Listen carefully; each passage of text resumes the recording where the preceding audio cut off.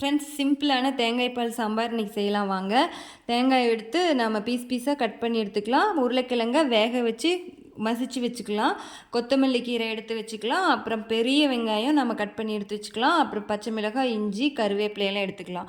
இப்போ இஞ்சியும் தேங்காவையும் மட்டும் மிக்ஸி ஜாரில் போட்டு தண்ணி ஊற்றிட்டு நம்ம நைஸாக அரைச்சி எடுத்துக்கலாம்.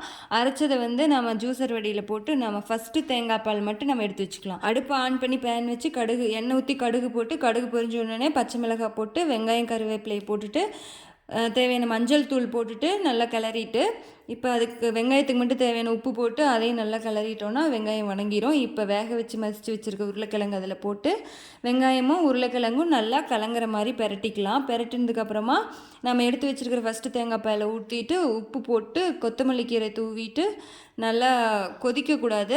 கொதிக்கிறதுக்கு முன்னாடி ஸ்டேஜ் அந்த ஃபஸ்ட்டு கொதி ஆஃப் பண்ணிடுங்க. இப்போ இட்லி, தோசை, சப்பாத்திக்கான சாம்பார் ரெடி.